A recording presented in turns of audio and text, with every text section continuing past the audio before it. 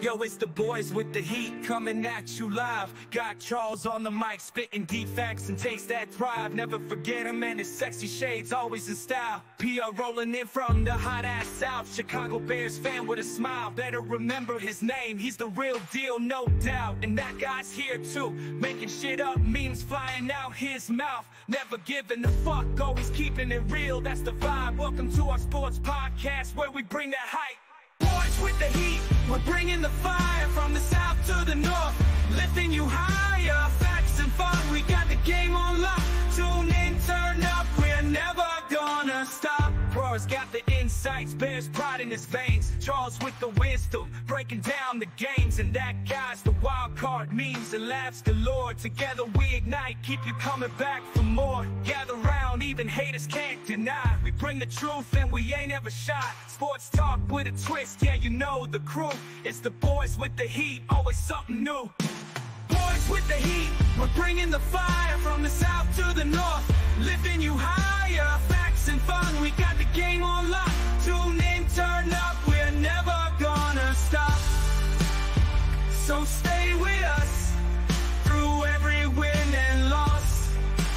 Boys with the heat, see the haters later in the comments.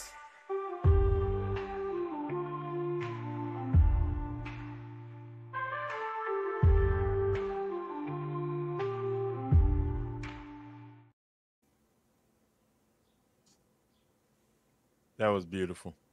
That was absolutely beautiful. I've got my favorite football player's jersey on today. Who is this young man? Al Bundy. Al Bundy. Yeah, they matter. Their family. Man. Yeah. Yeah. I love that Modern Family too, man. It's a good show. It's a good show. Charles, we got another flavor? We got another flavor. Yeah. What flavor is this one? This one is Malone, otherwise known as melon. Melon. So what color is it? Green. That looks green.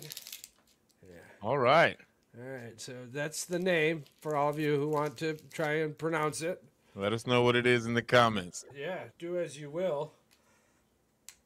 Let's see. I'm just waiting for one of these days for it to just squirt in his face. Fuck, or just break No my Diddy. thumb, or just break my thumb. that little marble ball that come fucking rolling out of there. Oh, got it. Here we go. All right, we're going to get right into this. Got to get right in the right section there. It smells pretty good. All right. I like that he smells it like it's wine. He's twirling it. Twirling it around, getting it nice and Let me get my water. Oh. Smells like water.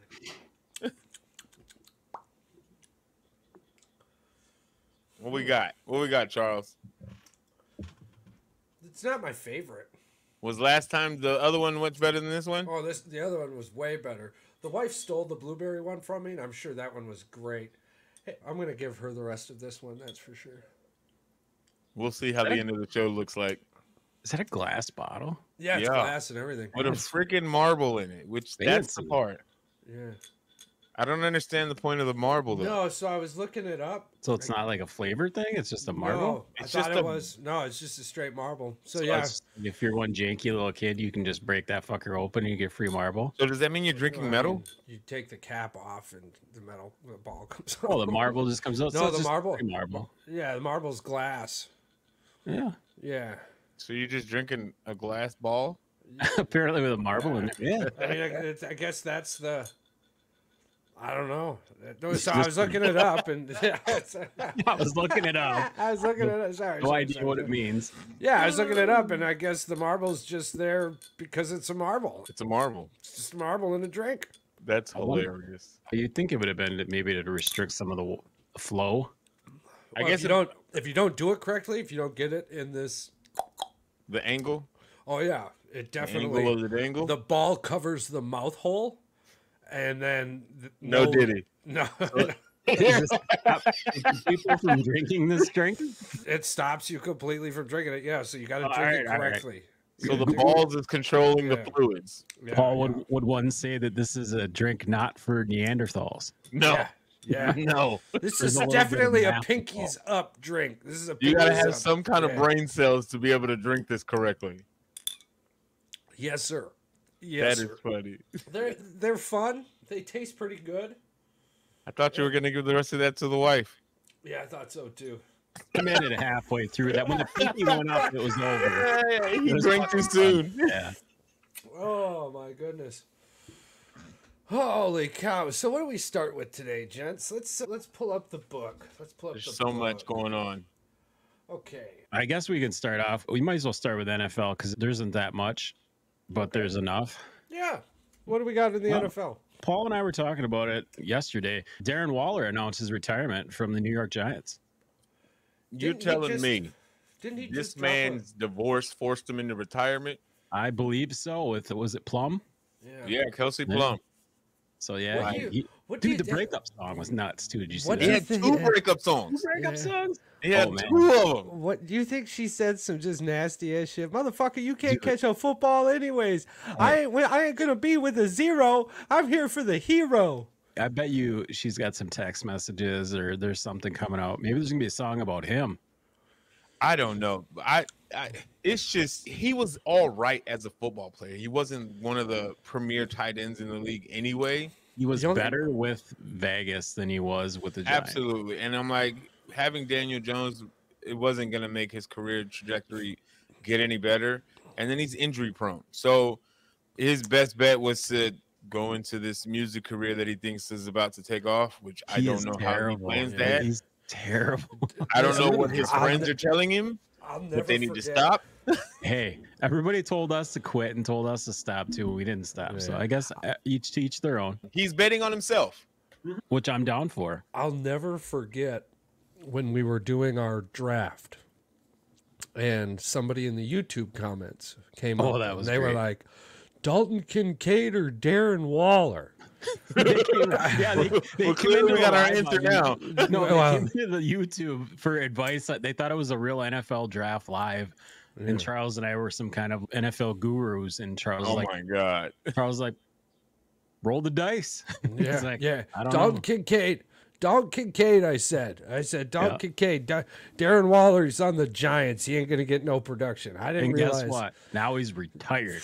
Now you don't even have to come back and ask that question this year. You ain't never got to it's ask irrelevant. that question again. But if you have questions to ask, this is the place to ask them. We Yeah, don't yeah, we're steer gonna- you in the wrong direction.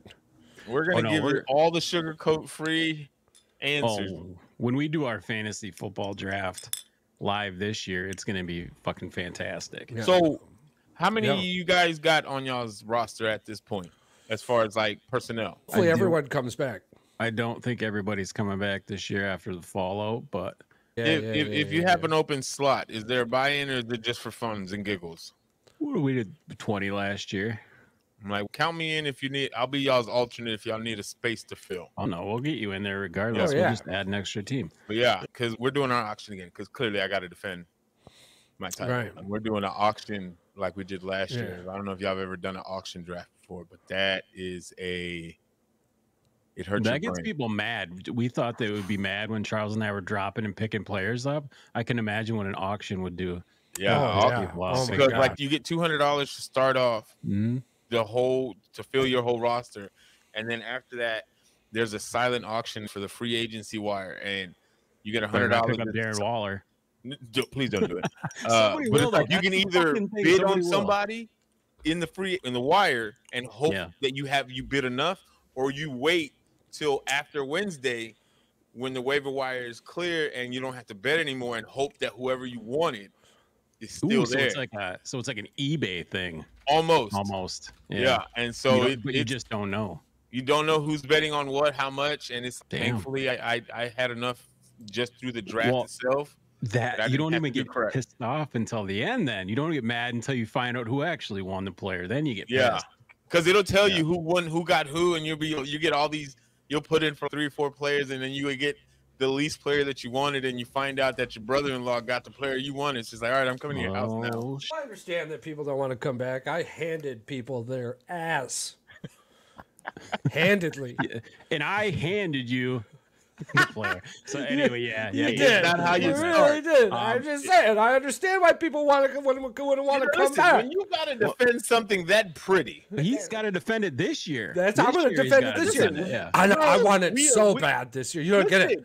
Because it's gonna be different this year. Because now it's like it means more if you win. Because it's not only did I stomp y'all last year. Yeah, I stomped y'all 2 years ago. I'm gonna do it again, and it allows me to be able to walk into a room and be announced as the back-to-back FFC baby. Like you can call me whatever you want. You've got that target on your back now, though. You can call me whatever you want. Just make sure that at the beginning you call me champion. You call me champ, baby. Champ. One time. When you're a champion, one time's not enough. I understand why Brady got 7. He wants that title of the my champion. favorite championship. Champion. My favorite championship is the next one, and I understand. All I can hear is I got 9 more fucking fingers, baby. I got 9 more fingers to fill. All right, and then we'll go to the toes, baby. We'll go to the toes, baby. Ain't no stopping me now. I'm coming for everybody. Speaking of football, Paul and I were talking about. Apparently, they came out with the colors for the game for the Eagles Packers. Yeah. Listen, that was what I heard. Jerseys I've ever seen. Yeah. That's what I heard, and I shared it. I think those are probably the absolute worst jerseys that anybody could put on the planet Earth. Oh, nobody liked those Packers jerseys. Those are the old Acme Packer jerseys. And you can ask any Philly Eagle fan, them baby blue, yellow, whatever you want to call them, those are a train wreck of a jersey. Like, those jerseys are hideous. And again, it still to this day makes no sense. Why do you send 2 teams that their primary colors are green to a city that has a color band of green? Because of gangs. NFL. Yeah, denies Josh Jacobs. Oh, the NFL denies Josh Jacobs' gangs claims, by the way. but the fact that you're going to a stadium anyway, we knew it wasn't real, but it's the fact that you're going to a stadium that bans a certain color. It was it's the rival team's color is all it is. So it's we'll see. Either way, I think it's going to be a good game, but I think it was already too much when they're going to UK and stuff like that, but now you're trying to I don't know if it is going to be a good game because I feel like there's way too much distraction around it already with the whole jersey thing. It's a lot. It's a lot. I think it's going to be a great game. I think the Green Bay Packers are young, and this stuff isn't really going to get with them. I think from everything I've seen and read this year, I think they're focused. I think they're ready. They're hungry. Yeah. They've been in early. They're ready to. I think last year they felt like they left too much out there. They're absolutely ready to play. On that note, though, to Patrick's sense, I can also agree with that. Like, I wouldn't bat an eye if this game ends up just being butt fucking ugly and everyone around it going, Jesus Christ, dude, we didn't even really get a straight answer on why we can't wear green. No, they didn't give a straight answer. They literally just said they gave about 5 answers, but none of them were really relative to what people were asking. So it does seem, again, though, when you're the NFL trying to enhance the global market, right? Your global reach. The Green Bay Packers globally are like the fucking team, right? Like, you've got America's team, but the world more or less sides with the Green Bay Packers. And just like in Brazil, when you break down the pie chart, we're talking about a very small pie here, right? Yeah. Out of all of the fans, right? Green Bay holds like a 19% fan rate in Brazil. There's 32 teams and not a lot of fucking fans to go around. We're going to find out how dedicated fans they are if they cheer like the German when they went to Germany. Do you guys remember when the flags went out, they were cheering like they would in soccer because they thought something cool had happened? I can't wait in Brazil if they think the yellow flag comes out and they're thinking it's a yellow card and they start cheering every time there's a pass interference or a false start. You're going to find out how much football they've actually watched in their lifetime. Probably not a lot. But it's going to be interesting. It's going to be fun. I don't think it's going to be negative. I agree with you. A lot of the socials, though, when you dig into it, you've got a lot of Brazil residents. Well, there's podcasts. There's literally Packer podcasts in Brazil, from what I understand. Yes. In Rio, I think there's a couple. Like you said, in Germany, like, it's weird to see. Remember, there used to be Euro NFL over there, so it's not like they were strangers to American football, but I've never seen a fan base like that in Brazil, so I don't know exactly what to expect out of the fans. I've always heard a lot of stories. So it'll be interesting to see. I know the field is going to be beautiful. The stadium's gorgeous. That stadium is gorgeous. Fantastic. The grass is going to be fantastic. Real grass. I wish Real grass. Yeah. I wish that like NFL would take that grass and put it throughout the stadiums. I don't understand why they won't. It's going to be absolutely gorgeous. And again, too, some of the underlying factors here, we're about to see the kickoff rules. We got the Hall of Fame game, but those kickoffs are going to be terrible in the Hall of Fame game. We're going to get a small idea, but week fucking 1, where it is now what happens this week could affect what goes down the stretch. Non-conference game, but it's important. It's the kickoff of the season. It's going to be very interesting to see the new change. Just because looking in, is Anders Carlson for the Green Bay Packers the starting kicker next year? No, you don't believe so? I think it's a committee. You think it's a committee? Because they did pick up the ex-guy from the Vikings, correct? He's there. Because here's the thing. Carlson was pretty fucking good outside of Fitty. He can boot it. Joseph outside of Fitty is pretty terrible, but inside of Fitty, Joseph is a machine. That dude is a damn robot. I believe in Minnesota at one point his nickname was like Legatron or some shit like that. Jesus. Yeah, Green Bay ended up breaking him one game. They blocked a kick, and then he missed a couple, and he's terrible from outside. I think he had like a bad 4-game stretch for the Vikings, and that's when he got canned. But he coming out to start the career, he did really well. The competition is going to be great. I think he's going to be our field goal kicker, and the place kicker. He better kick our extra points. Yeah, and the place kicker is going to be who can ever. Yeah, who can ever boot the fucker? Yeah. Carlson he missed the most kicks. Extra points, yeah. He was terrible. I haven't seen the kid's work ethic, but from kickers, you know how I feel about this. If you're not putting in 8 to 10 hours a day, I don't want to talk to you. I don't think you're going to keep your job very well. I think that's the formula. When you look at the Vinatieri's and the Robbie Goulds if you didn't see them dicking around on the sidelines until the end of their career.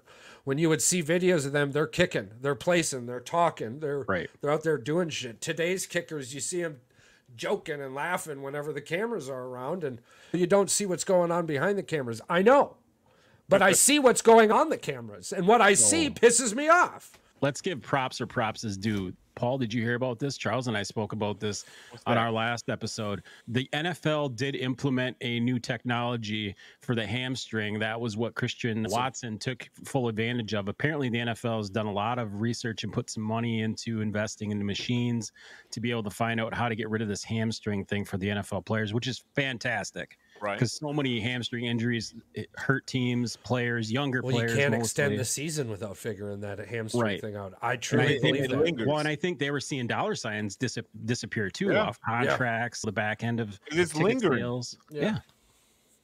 So props to the NFL for figuring that out finally, even though they've got 100 million other fucking questions that need to be answered before.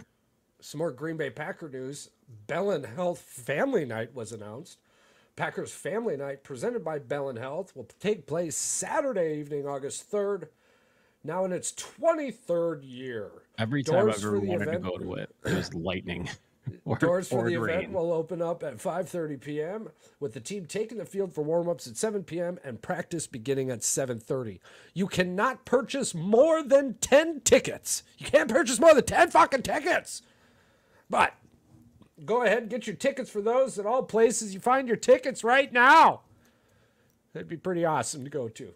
Yeah. But yeah, Patrick, the weather has been terrible. It rained 60% of fucking June or May, and we're on pace for almost 60% of June already. So chances are it's probably going to be raining. It's going to rain till it fucking snows. It's fucking August, though. It's August, though. We're not on pace yet. I mean, if July's it's just going to rain, dude. It's just going to fucking rain all through August. That's just how it's going to be. Get your fucking rain jackets out.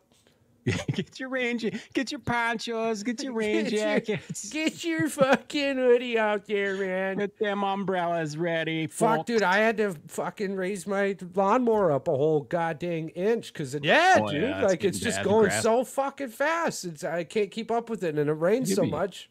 Be shipping all that hay listen. down by you guys down in Texas because man, Listen, they're it's- cutting it- fields it- like it crazy gets up here. Dry down here, but Yeah. it's when it rains. I think it was like about a month ago. It rained. We had just cut the grass, and then a week of just straight rain. And I'm like, why does my backyard look like a daggone swamp back there? It's just, how did my grass? I'm tired of it. I'm tired of it. Thinking And it's about like- ripping it all up and putting clovers in. It's good for the environment, and I ain't gotta cut the shit. The fucking crabgrass like they got on the golf course. I was just gonna clover the fuck out of it, man. Yeah. But I can't do that though. I love the grass that you could take your shoes and socks off, and it's soft and squishy. My wife can't do that, and one of my dogs can't because they're allergic to grass. Yeah, that's a skill issue, bro. Tell them I'm figure like- it out. Put on shoes and shit. Wait, they got them fake feet at the toes. Listen, when my sister got married, she got married in the outside venue, and they had to put a stone where my wife would stand so her feet wouldn't swell up from the grass. Oh man. Oh Sorry, man. my dogs are in Oh the yeah, you good. You good. Oh, breaking Bears news. Mercedes news. Lewis resigns with the Chicago Bears. Say that one more time. Breaking Bears news. Tight end Mercedes Lewis resigns with the Chicago Bears for his 19th season. year. 19 seasons. Did you hear about the guy who said that Caleb Williams was closer to Mitch Trubisky than he was Justin Fields? And I told Charles that he's closer to Joe Montana than Caleb Williams is to, I'm not about to to Patrick. dive into these ridiculous human beings that want to just drag Hey, Caleb right now. I'm like, we- how many people were saying that we needed to draft Caleb, and then the moment we draft Caleb, now everybody and their mama wants to drag this man. It's like the floodgates opened up. It's All like, right, I well- don't know, make up y'all's mind. Paul, Charles and I expect a week-to-week Caleb evaluation out of you since you're a Bears fan. You have to give it to us every I'm Sunday. here You for got to give it to Listen, us. what I'm not gonna do, I'm not gonna Sugarcoat it. sugarcoat No nothing. sugarcoat. Because and then I broke an unwritten rule only because I had a very special human that could get me a plug. I bought me a Rome Odunze jersey and a Caleb Williams jersey, and I also got me a DJ Moore jersey. But it's just, Hey, as long as they stick around, it's yeah, worth it. please don't disappoint me, Caleb Williams. Please don't, because I would hate to have. Let's touch on this. Let's touch on this for just a moment. Are you expecting 10 wins? Yeah, I think you're going to be disappointed then. I think if you come into it around 8, I hear you.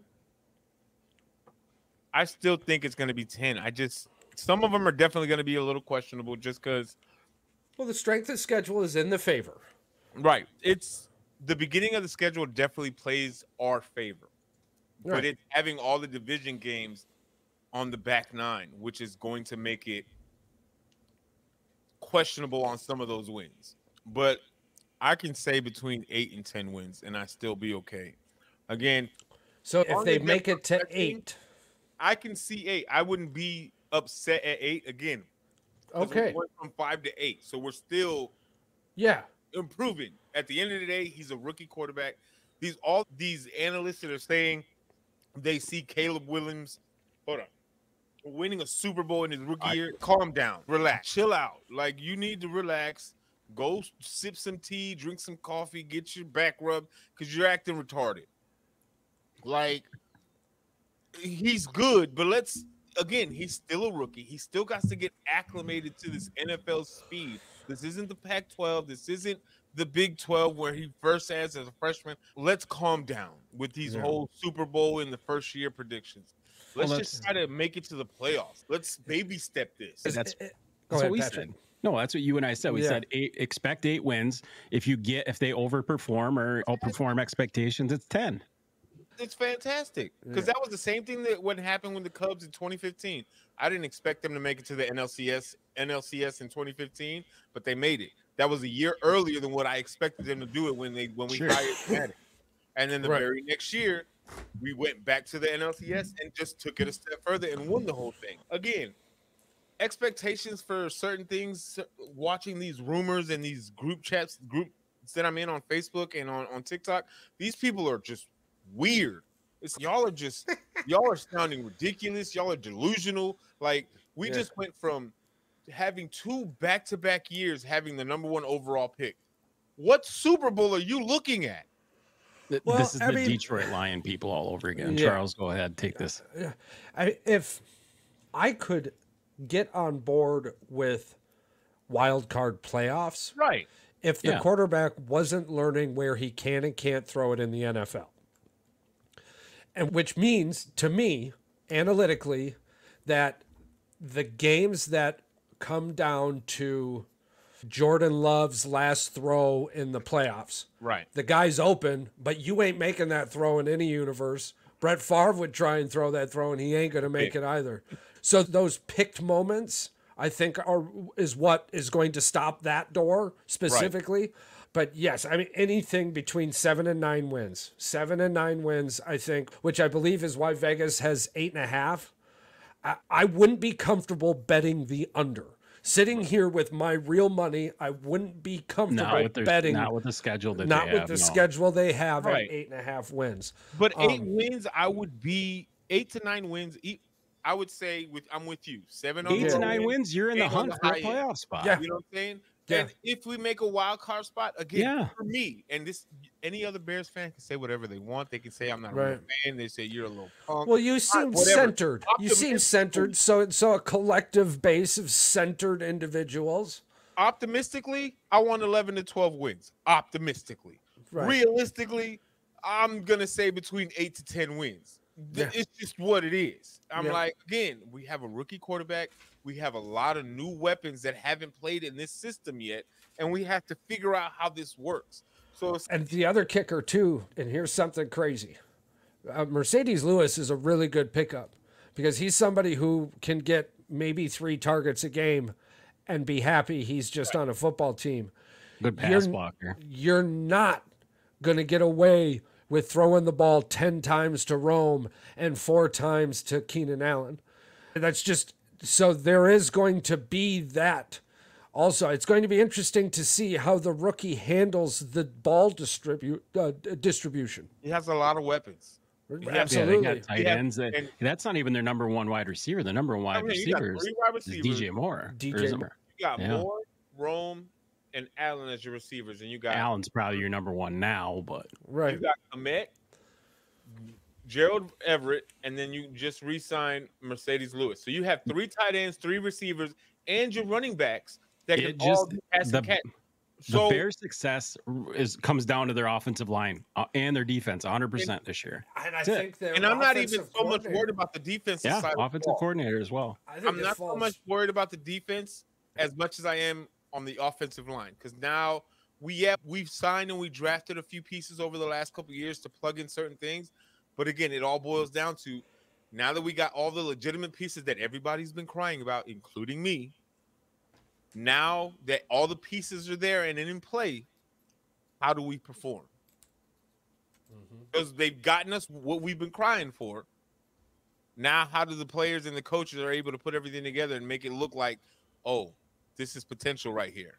Do you agree with, if it was Aikman or one of the guys on the NFL Today or whatever came out and said that Caleb Williams' ceiling is more of what Caleb Williams' ceiling is more of what Kyler Murray's rookie season was, but don't expect that for 2 to 3 seasons.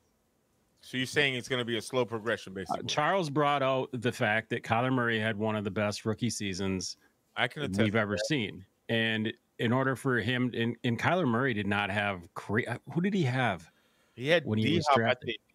D-Hop, he had one, and he had the back end of AJ Green, but that wasn't anything fantastic. Right. But that was the comparison. Now. Way better. But that was the comparison they gave, and I agreed with it to an extent. I said, but we just don't know. You don't know. I think the division that Caleb plays in is going to sharpen him, but it's also going to be the reason why playoffs are going to be difficult. You got a crazy pass rush. Because Yeah, arguably it's going to humble him. the Minnesota Vikings are still a good team. We're going to see what they can do, but they're still a good team. And then you've got Detroit and Green Bay. Am I going to go in every game hoping that I'm going to win every game? Absolutely, because I'd be stupid. Right. I'm like, it's the fan in me will always go, we got this. I like the roster for the Bears over Minnesota's. I do. I have to bring myself down to earth. I don't want to have this twilight zone of a mentality that we can come out here and get 13, 14 wins this season and win realistically. And again, it's not saying that we can't.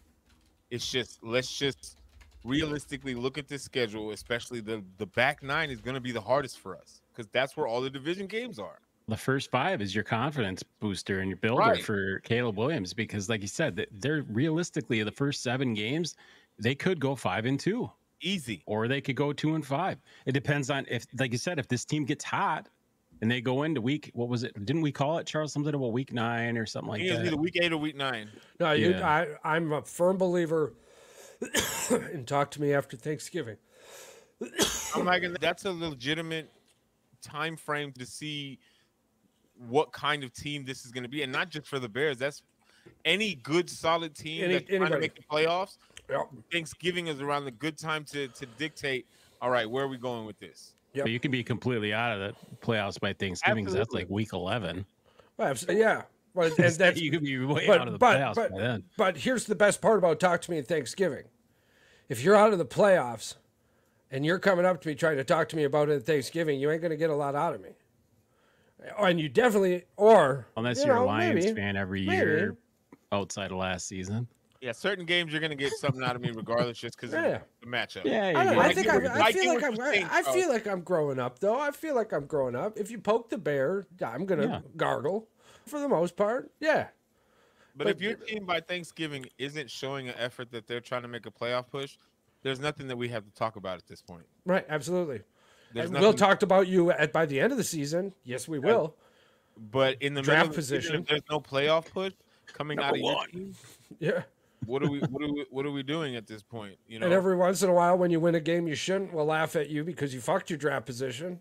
Because you're just making it worse. You're just making it worse. Yeah. But otherwise, yeah, I like to talk about the teams that have done the work via Thanksgiving when you've put in the work.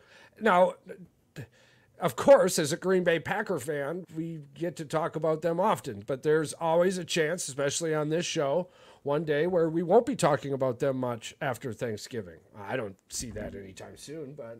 And even this is the thing, when it comes to our division, though, Thanksgiving, regardless of what our records are, that game will always be talked about just because the history, regardless who's playing, whether it's me or you, or Lions and the Vikings. Honestly, I've never seen the Vikings play on Thanksgiving, to be honest. I haven't either. So, all right, I guess we can roll right into the next one here. Have you guys been watching any of the NBA playoffs? Yes. You've been watching the fact that Boston is completely obliterating. I'm so glad you brought this up. Dallas. I've got something to say on this. Kyrie Irving is finally winning a championship for Boston. I think Boston fans should back the fuck off and let the kid do what he's doing very well. He is allowing Boston to win a championship because arguably he disappeared. He ain't showed up. I'm not supposed to be in a Dallas jersey. I'm supposed to be in a Boston. I'm confused. Yeah. Luka is the best player on the court. He's the the best player on the court, and nobody is showing up for this kid. Nobody. I am befuddled at the sheer just what is happening, and they got no bench. They got no bench. Everybody playing their role. All right, go ahead. I'll just go through the bench for you real quick. Go ahead. Kleber. Any of these guys you recognize the name? Kleber, Lively. Yeah, I know Lively. Green, Exum, Hardy. Markieff Morris, Prosper. Tim Hardaway Jr. used to be a really good player, and he hasn't done shit. That's because he should have stayed at Michigan for one more year. He's been in the NBA for 6 seasons. And look at it, showed. You pulled the pot too early, and now it's stale. I don't know. I think he averages like 14 or 15 a game. He's not a terrible player, but he's not a superstar. No, he's been No, a good no, role no, player. no, no. So No, Dallas not by is any means. Dallas is another superstar or all-star away from a championship. Let's just be honest. Well, if Kyrie Irving would have shown up at all, these games would be different. Now, yes, Dallas did get boned in this last game on a penalty that should have been and that wasn't. But that's been the MO of refs this year. They've got some union thing going on. Otherwise, What's that? the score from game 1 is 107.89 and game 2 was 105.98. Yeah, that might have been closer than game 1. No, but it's it just was like- when that penalty happened in game 2. The difference is Dallas has the ball by, I think, 2. You talking about the PJ Washingtons? Yeah. definitely Dallas. should've been- Yeah, Dallas or definitely Boston has the ball by 2, and then Dallas doesn't have to foul. Right Yeah. now, okay, Boston Yeah. may have scored a basket, blah blah blah blah blah I'll blah. give you that one. But again, Kyrie Irving shows up at all. All right, And- here you go. Fun fact. I'm going to give you a chance to guess a couple things. I'm going to give you 2 things. Field goal percentage for Kyrie in the postseason NBA finals so far. Just The final so far, 28%. Close. Paul, 24. 35%. 35, Still, that is yeah. terrible. that- Most I'm the closest that's without not going going to over. help him. no, Not no. gonna help. Free throw percentage, 100%. 2 of 2. So he's only gotten to the line once. Yeah. One effing time. Which Okay, which is putting a that- lot of stress on Luka's that's- shoulders. You could see it. he's missing a shit ton. He's got 28 points in 2 games. He's averaging 14 a game. You're an elite basketball player. You should be averaging about 22 to 25 to help your boy out. Yeah. And guess what? If he was averaging that, they would have won both games. Oh, absolutely. You see the total bench scoring from Dallas. It was game like 2. 9 points last game. They Yeah, got like 9 a total of 9 points off the bench. Yeah. Nobody even Fucking 20 terrible. points. More than 20 points. The person of 20 points was Kyrie Irving, other than Luka. 32 points. And Nobody meanwhile, made a Boston's three bench. outside of Exum and PJ Yeah. Washington. All the threes came from Luka. That's not gonna do it. That's not gonna cut it. No, it's not. It's And not gonna- it's putting a lot of stress. Game 1 put a lot of stress on Luka. Yeah. Yes. By the end of by halfway through the third quarter, with Kyrie being, hey, let me give this to Boston so their fans get off my ass. He started making some super uncharacteristic plays, and it led to 8 turnovers. 4 of them were just ridiculous. Here's Tossing the the thing. ball behind his back up in the air. Woo. But Dallas every is game 100% in trash. desperation mode. They're going to come out and they're going to give everything they got to win game 3. But guess what? They're going to be tired. They're going to lose game 4. They're going to be down 3-1. They're not going to get swept, but they're going to lose this series 4-1. I've been I'm like, wrong. so here's my question though, because let's be realistic here. As good as Boston is playing, Tatum is not the guy in the finals for Boston. No, game 1 it was that Porzingis. belongs to Jaylen Brown. Yeah, game 2. Jaylen Brown is the finals MVP as it stands right now for Boston. Without the play of What? Jaylen Brown, What? Not Dingus Pingus? Not Dingus Pingus? biggest, No. listen, the unicorn, Mr. KP, he's coming off the bench playing good. I'm just saying, he did all right. He did really good game 1. He was But the reason they won game 1. Yeah. Dingus Pingus. Game 2, he had 12 points. But game 1, And Porzingis he got was hurt. on fire. Oh, yeah, he was on shooting fire. freaking 30-foot triples. He was shooting like he was Doncic. blocking everything. Yeah. Looking like But Michael Jaylen Jordan. Brown has emerged this NBA Finals as the guy. And I'm not taking anything away from Jason Tatum, but Jason Here's the Tatum problem. is still a superstar. He's still a Dallas- superstar. He's still Dallas top don't got 5. nobody to cover him. Top 10, top 5, however you want to, depending on the person. But right now, in this season, in this NBA Finals, the guy for Boston is Jaylen Brown. Would And you if rather- Boston wins it, I promise you it's probably going to be because of Jaylen Brown. All right. Would you rather Anthony Edwards or Jason Tatum? Jason Tatum. I might get some flack, but I'm probably taking Anthony Edwards. I'm taking Anthony Edwards too. Why? Okay. He couldn't get past him. I Couldn't hear get past Dallas. Can't play. He doesn't play defense. He don't play D. I don't know. I just Tatum at least plays defense, even when he's playing like crap on offense. He's a great defender. I'm All like, NBA either defensive answer team. isn't wrong. I'm like, they're both great players. I'm just like, if I'm putting the chips right now, I'm putting it on Tatum, on Anthony Edwards as the guy that I would build around. Here's the thing with Minnesota, needs to get rid of Cat. Yeah. Oh, yeah. So, what about Kevin Durant to Minnesota?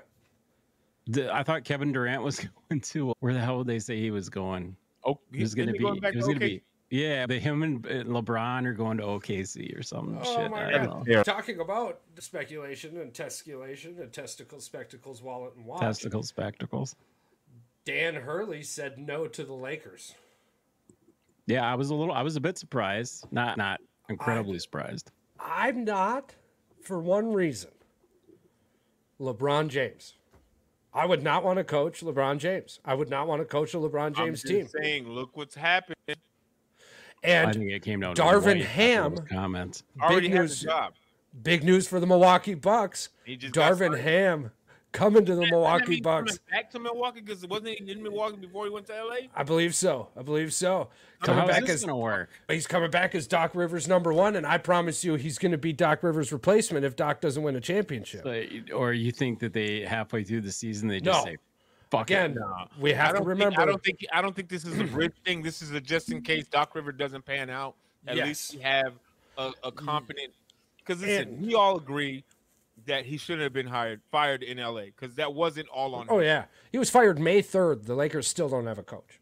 And Fun fact for all you people out there. Said, I don't want to coach there. Again, LA right now, I feel at this point has become a black hole of you. If you don't win in the first 2 years, you're gone. You don't even get a chance to get your feet wet as a Lakers head coach. Yeah, they haven't won since the fake bubble. And even within, he won in 2020, and a year later, you get fired. That make sense. Yeah. Told you the NBA's become a fucking circus. NBA's a circus. But you're not allowing a head coach. I understand the Lakers organization is this magical place that, is prestige and Used to be. excellence and all that. But you're not allowing a head coach to build a program, build an offense, build a type of environment from his playbook because they're not winning at the pace that you want them to. I understand that, but listen, you keep going at this pace, they're never going to win crap. They're going to be the Clippers 2.0. They are going to be the laughing That's what they stock. are right now. Well, And then it's like they're still trying to build around LeBron, which again, they need to stop that. I think he's gone at this point with no coach. I think he's gone. Any team that signs LeBron, I get that he is that guy. But at this point in his career, you can't build a team around LeBron because he's gone after a couple years. He's retiring soon. You shouldn't have been building a team around LeBron 3 years ago. And that's the mistake, right? LeBron, while the longevity is cool, all right? And But again, y'all are not thinking long-term for the team. we Well, you give don't like Charles is LeBron saying. James a lot of smoke, but none of us say LeBron James is a terrible basketball player. No, you don't. Charles, He's in come the on. top 5 all time, in my What book. you're trying to say is you don't build around LeBron. You bring LeBron. Yeah, absolutely. But Absolutely. you're not going to give up your whole system for one player, and then it goes to crap. Right. Can you imagine how great your team would be if LeBron James was coming off the bench? If you still had Brandon Ingram, Lonzo Ball, 25 minutes a Julius game is all you Randle, those need. players developing with You could LeBron play him James. 25 minutes a game. Yeah. 25 minutes a game. 25 minutes a game from LeBron. But You they're don't even asking need to play him the so first much quarter. of him, and it's not working. You're asking too much of him at this point in his career, and it's not working. He's the self-proclaimed king, so I promise you he's the one putting that weight on his own shoulders, which is ridiculous. But the fact that there isn't a person in the NBA apparently that can look at LeBron James and go, "Yo, bro, sit the fuck down." That doesn't make sense to me. Nobody can look him in the eyes. He's What that happened much to of a the- figurehead. What I happened feel to- it make him the head coach? It doesn't matter. It doesn't matter how big Michael Jordan was. If Phil Jackson told him to sit down, he sat the fuck down.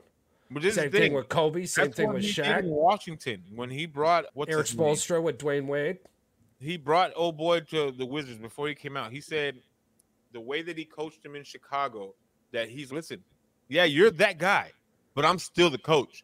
So you still got to run the plays that I tell you to run. Right. Period. And Right. so to think that Hurley didn't want to come here. He literally declined a 6-year, $70 million contract. But with California taxes, that's not as great as we think. But either way, I know. I just got to stretch that. Job, because it's like, one, you have it way better right now in Connecticut. Which they're looking to make him the highest paid college basketball coach. Again, you're the back-to-back national champion. I'm like, you've earned a paycheck. And then if you're able to repeat for 3 times, again, you've earned that. There's no guarantee that you're going to win a title in the first 2 years in LA with the team you have right now. Even if LeBron leaves, that just makes, what are you doing? You're building around AD, which you should have been doing. Yeah. Now, years be ago. honest. His brother was a good basketball player, but this would eventually, I think the family's going to break into the NBA, and it's going to be just like the Harbaugh family in the NFL and college and high school. But do you really think an NBA championship is that much greater than an NCAA championship? I think the NBA championship has been tainted for fucking years since this whole I think Adam Silver shit has ruined it. But with the way college is today, I think the more difficult task is to not win back-to-back college championships, but in fact just win fucking one. That's why I'm thinking he's got a legacy going right now. He's got back-to-back. Really let go of that. And not only that, he's bringing in one of the best recruiting classes in the country. He could literally go back-to-back. And like Charles, he's not just going for 3. He's going for 10. And the toes are next, like you said. Not one, not 2. This is the crazy thing, though. What makes it harder than the NBA for me, and you can let me know if I'm wrong, the NBA, when you're on a contract, majority of those players are the same people that are going to come back 2-3 years into your coaching job. Yeah. In college, there's a very good chance that your best players are leaving the next year. So you're constantly having to rebuild and sustain team to compete every year. Do you want to? I'm about to say something that's going to ruin coaches' recruiting. Okay? Check this out. Check this out. If I'm a great player, right, I want to go win a natty. Correct. But winning back-to-back natties don't mean shit when my major goal is the NBA. So now I'm going to win a natty with you. And bounce. And then I'm going to go play for somebody else where I can beat him. Right. And then I can showcase my skill for the NBA draft. And maybe to be him, I got to stay at this school for a couple extra years. But I've already won my natty. So I don't care. Or maybe I go be him and then I go win the natty, right? College basketball keeps players in a lot longer than the NFL does because there's only 2 rounds of draftable players. The NBA got terrible when the one and done became a thing. Yeah. The one and done has produced like what? Kevin Garnett, Kobe Bryant, Carmelo Anthony, LeBron James. But how many one and done lottery picks are out of the league completely that never even had a chance? Right. No, that's what I'm saying. We should look into that one episode. I think that's a cool thing to look into. I am a firm believer that the NCAA and NBA needs to do one of 2 things. One, get rid of this one and done college thing forever because it's not doing anything but putting. I understand the financial purpose behind it. But just allow them to opt in. If you want to play in the NBA at 18 years old, go for it. That's out you. Of high school into the NBA, or you got to do 3 years of college minimum. Yeah, just do what college football does. Girls does. have to do 4 years before they can get into the league. Why can't the boys do 3 years? I'm like, it'll still create money because at the end of the day, I'm like, you're allowing the guys that can't jump into the league right away. You're allowing those kids to go to college and develop and be able to become these superstars that come into the league and possibly make the league that much better than what it is. Ooh. But you're allowing these one and dones that are here for a flash, and then 2-3 years later, they fizzle out because they can't hang in the league. But you want to know something even worse? This Gabe Stevenson thing with the Buffalo Bills, right? This guy never fucking put the pads on one time in his life, and he's getting a shot. He's getting a shot in the NFL. And that ain't fair to all those college kids who didn't get drafted. Why are you signing him? It's a fucking slap in the face. Because he's a freak athlete. He's one of the best wrestlers in the world ever. College wrestler, high school wrestler. He's insane. That doesn't mean you're a great football player, right, Charles? Right. I'm gonna play devil's advocate on this one. For all them kids who didn't get drafted, you should have played harder. You should have. Well, I you don't think should it have- has anything to do with that. There's hundreds of kids who don't get a shot because there's only so many spots. No, I understand that. But like I said, I'm playing devil's advocate here. Maybe this kid was in the gym at 4:30 while everyone else got to the gym at 7:30. I don't disagree with you, but on the devil's advocate side, a freak athlete ends up being a freak athlete wherever he is. Yeah. But he's never put the pads on or the cleats. He's never played football. Yeah, personally, my personal opinion, big bust. Yeah. I'm just saying it's more of a shock and awe type thing for the publicity bullshit part of it than it is anything. Talking about shock and awe, quick little segue here. We can go right into it. Hit us with it, Charles. Caitlin Clark not being on the USA basketball team. She's not that upset about it. Here's my thing. And it's not that I don't think Diana Taurasi should have been on there. I think the veteran leadership mixed with the young talent is spectacular. I want her to be the captain if she's on there. Right. But where have the eyeballs been on Caitlin Clark? But just for her talent alone allows her to be on that team. But how do can you imagine the amount of coverage the USA women's basketball tournament would have received with Caitlin Clark on there? I think it's going to be a huge decrease in viewership. I thought all those girls that are on there, the women, all hate her though. Oh But yeah, no, this is definitely Isaiah Thomas and Michael Jordan. Yeah, this is one of the reasons. Definitely Isaiah Thomas and Michael Jordan. I thought you were going to go, but on the other hand, it would cause a lot of drama, and we just don't need that as a country. No, hell no. I don't give a shit about that. I want the best of the best to be out there. And if you're representing the United States of America, your fucking pride, your personal fucking feelings need to be shoved into a condom and right up your ass. So people kept asking, they kept saying, well, I said it too. I'm like, why not any of these other younger players? Well, apparently a lot of them missed the deadline.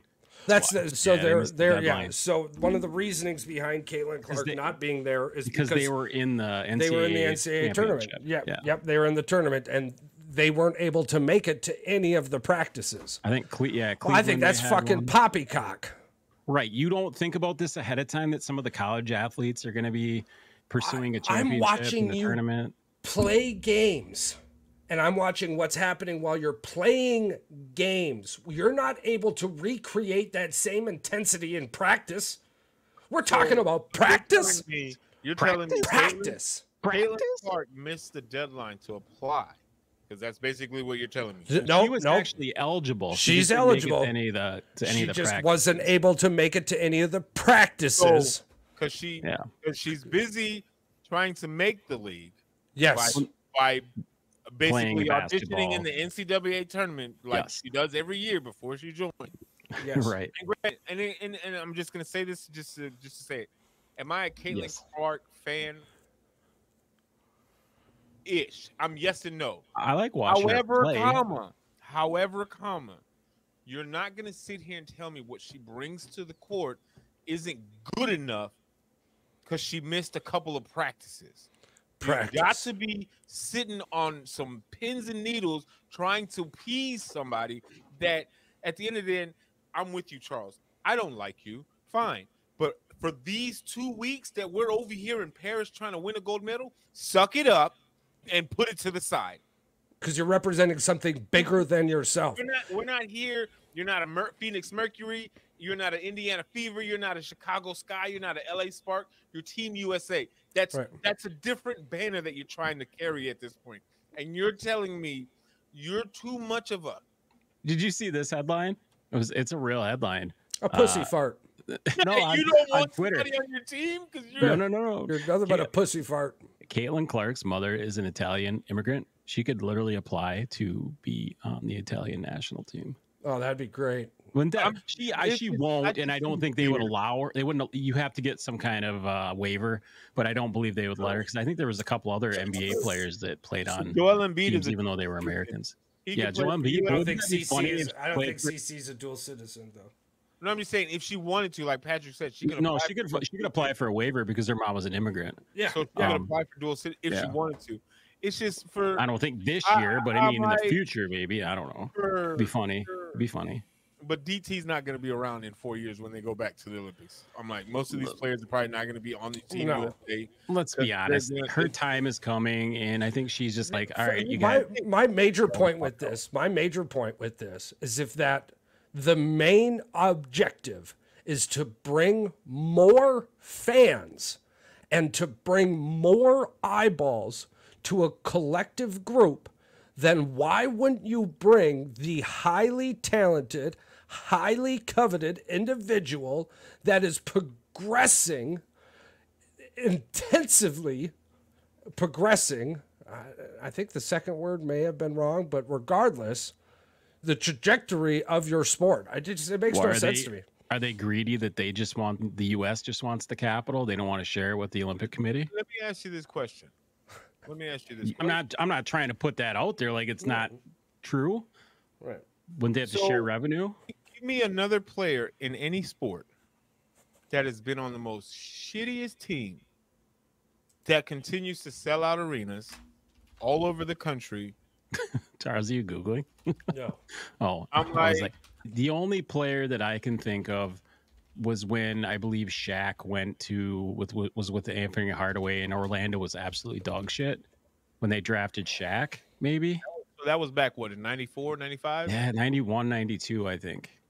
So again, but remember, they were terrible. They were god awful. That was like the Scott Skiles. Okay, so I'm just gonna throw this out there. Because everyone wanted to see the fuck you got Brittany Griner on the team for?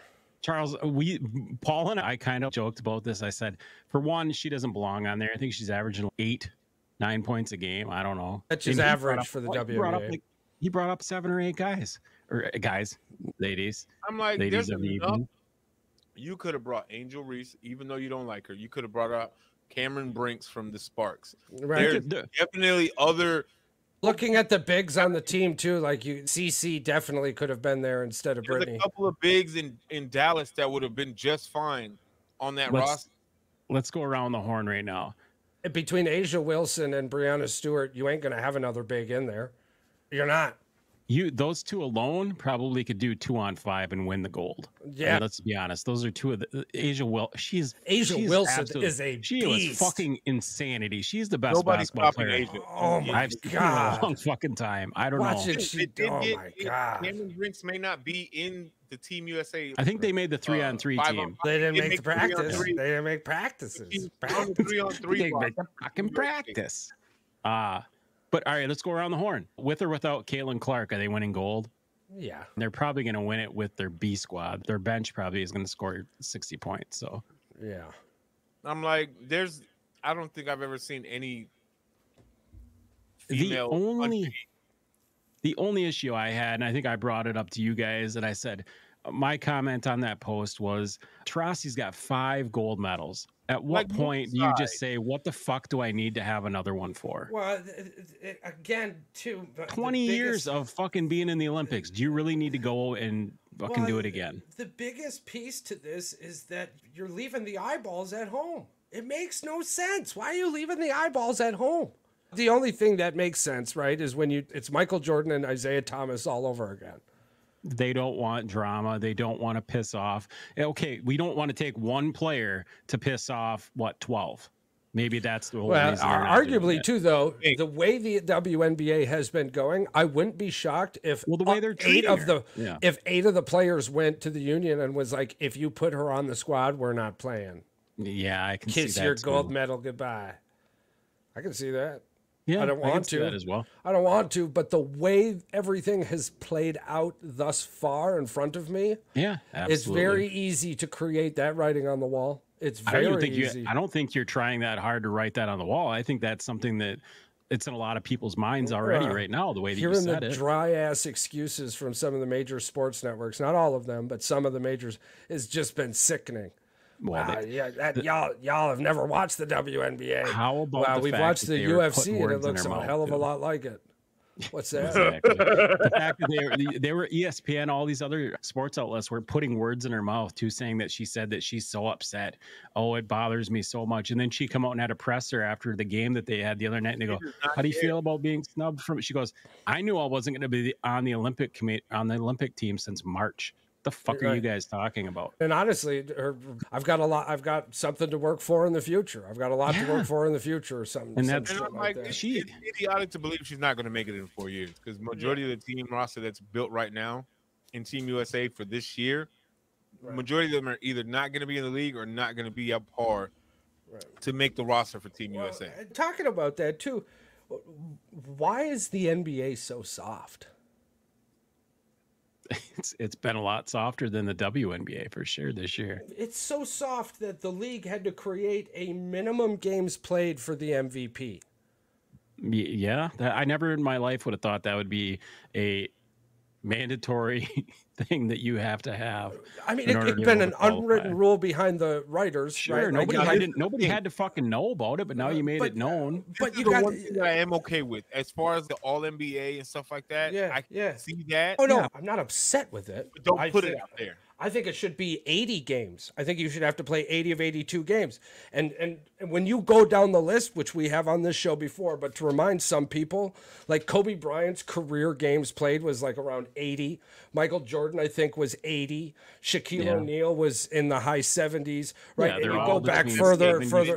Yeah, you go back further and further, and the number keeps getting higher and higher until you hit like a certain point. And we'll just say it, when Adam Silver took over, then all of a sudden all this bullshit started. High 50s, low 60s is like your superstars. I mean, I got to witness my nephew cry. Yeah, I got to witness my nephew cry because Steph Curry decided that Milwaukee was the best spot for him to rest because it was the end of a road trip. It's like, why are you so soft? Why is the NBA so soft? That's the thing. You can't even run out there for 10 minutes. World's best athletes, and you out there like acting like Achilles and Hercules. Yeah. And that goddamn 90s cartoon. I just go here. I just go to this place. It makes no sense to me. And then you get the shadow comments with, if that veteran minimum or if that game minimum for MVP wasn't there, Joel Embiid wouldn't have stressed himself out to play, and he maybe wouldn't have been hurt. Play for that. Oh my God! And it's, wait a minute. People like Joel Embiid are the exact reason that veteran minimum should be, I think it's 65 games, right? I think it's 75. Oh, no, it's not in the 70s. It's in the 60s. Let me see. But it should be in the 70s. It should be 75 to 78 games. I don't see... What's that? Breaking news. Yeah. What's that? Talia Tagovailoa has been unable to convince the NFL team to sign him, so the Maryland quarterback has changed his career path. He's signed with the Hamilton Tiger Cats at the CFL. Yeah. At the CFL? Why didn't he go to the UFL? The CFL is probably more fun. There's way more fans at those games. Dude, I was at the bar with Mandy, and then we went to go to eat. I watched that Birmingham football game. There was we're gonna get on that. People in the stands. That is fucking pathetic. We're gonna get on that here in a second. But I believe PR is looking up the games. Yeah, I'm looking for right now. So it is 65 game minimum rule. So you have to at least have 60 minutes, and each game you've had to at least play for 20 minutes out of those 65 games. So you have to average 20 minutes or more over a 65 game at a minimum 65 game to be eligible for the MVP award per season. Oh shit. So I'm like, yeah, if you think about that, how many of those games, if you sit out, your team has the potential to lose? So if you're only playing, play the 60, yeah.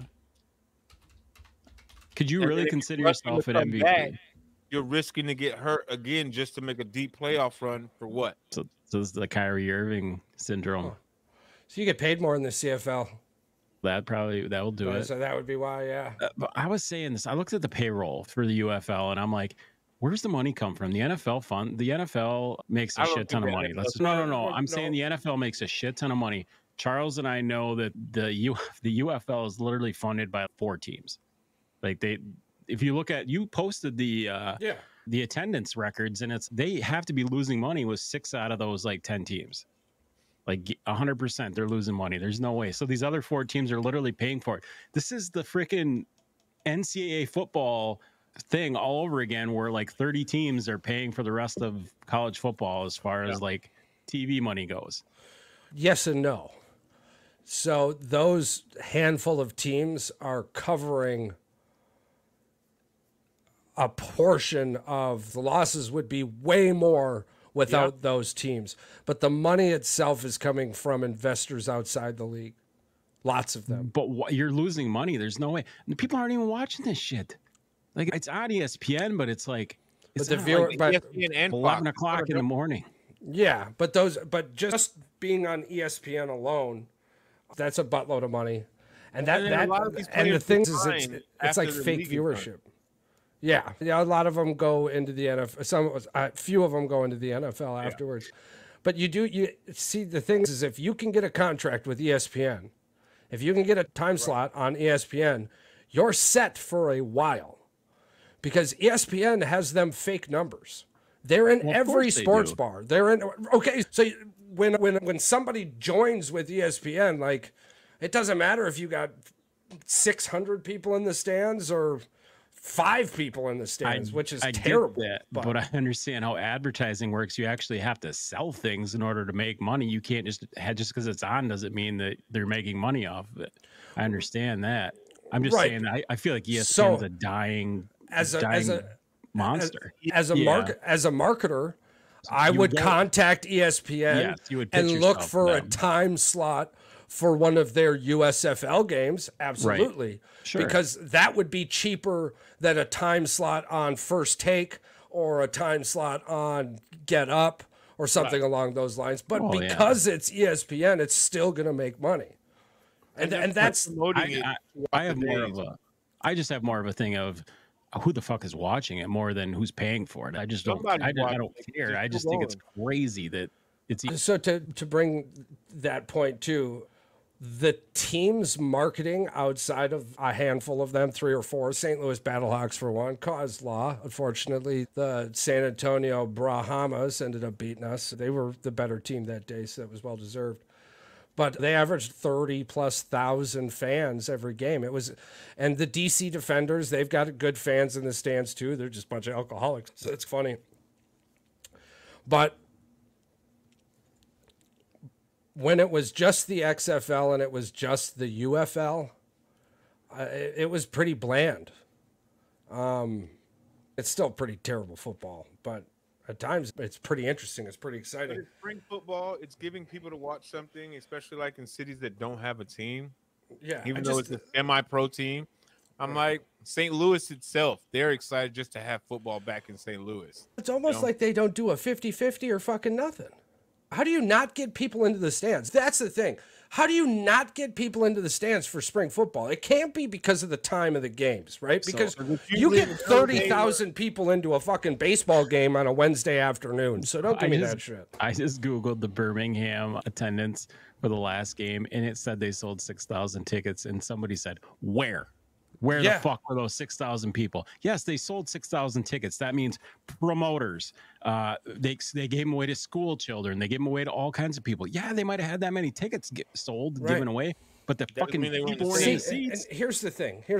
If the tickets are $30, because I'm willing to bet. So why don't y'all look up the average price to an XFL game while we're talking about this? So let's just say the tickets are $30, right? And you're only selling 6,000. Why not sell them for $15, $8 to $15, and do a massive push in under targeted areas? It makes no sense to me. There's so many ways you could fill those stands, and you just don't. You got to give out food deals. You got to be giving out things in the stands. And this is the thing. Do you know how much they're getting paid? So an active UFL, not much, will earn each player. They get paid $5,500 a week. And if you're not under contract but on the active roster, you get $2,500 per week. So they're not getting paid a lot. $22 to $24 is the average ticket price. Yeah, I think that's too much. I think that's too much right now. You got spring football, and you need to create an environment. And when you end up having a winning product on the field, you do what the Detroit Lions did. Yeah, you increase the price for your season ticket holders by 400% in one season. Guess what? They'll pay it. They're They'll gonna do pay it. it because they want And to they're fucking gonna watch do a it. winner. And they'll do it. But They right saw what now, you did last year, so they're invested in what you're doing in the future now. Because now you presented them with the possibility of hope to being a good Right. team for a long period of time. But if you're telling me, because even before they merged from USFL and XFL to create UFL, right. The Rock, when he bought the XFL from Vince McMahon and all that stuff, they didn't have player jerseys. All they had was Rock Johnson jerseys with his number. So you're not even giving me these fans the opportunity. It was hard to buy watch when it was their that. It was team really hard to jersey watch. their players' team's jerseys. So it's like, how are you expecting to pick up a revenue if I can't even pick up my quarterback's jersey or my running back or whatever? Not saying that they're going to be there forever, but it's like, give me the opportunity to be a fan of my players. They were like the replacements jerseys, but they were just The Rock. It's stupid. Terrible marketing. Like, Terrible every marketing team 101. had a Rock's jersey, but just different team name and colors. I'm like, that's stupid. So would you rather spend $24 to go to a USFL game or $8 to go to an MLB game? I'm going to the MLB. Go to MLB game. I'm going to an MLB game. I know what I'm getting. I know the product that I'm getting. Right. I know think the food's better, the environment's better, the pro shop's better. And the teams, even if the team sucks, you're still the kind of product that you're going to get, the type of game you're going to get. Baseball, professional baseball. It's way too to be asking somebody to pay $25 to $50 for a ticket for something that's only been in existence for a newborn. It's a newborn baby that's barely learned how to walk. Even if you sell 22% more tickets at $12, you're going to make more money than you did selling 6,000 tickets at $24 or more. Because the Battlehawks were the only team to actually sell out a couple games. And then imagine this. Yeah, they sell out every opener. And then the playoff games. Birmingham Stallion, right? Right. You pay $20 for this ticket, and then you end up having to pay $60 for some food. But that's every fucking stadium. But it's just so, again, you have to give me something. If I'm going to come see you guys, I don't mind paying $30, $40 for some food if the ticket only costs me $10. Yeah. It'll make sense. But if you're going to charge me just as much to get in to watch this mid-level game and pay pro-level prices for, it's not like Birmingham has the city of Birmingham and the metro area. They have no professional sports franchises, quote unquote. What are you charging me? I thought Birmingham played in Detroit.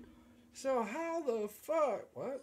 I thought Birmingham played in Detroit. Regardless, though, this is the thing. You're still wanting me to pay $25 for a ticket for a team that is mid, and you're charging me pro team concession stand food. Oh, that's the Birmingham, Alabama. I was going to say the Michigan Panthers play in. Oh, I thought it was Birmingham Heights, like Alabama. Detroit. No. They're out of Birmingham Stallions are out of Alabama. But it's just, it makes no sense to me to charge that much. How many people does that stadium hold? It's probably like a good maybe 8,000 to 10,000 max, probably. No, way more than that. What the fuck is going on? 47,100.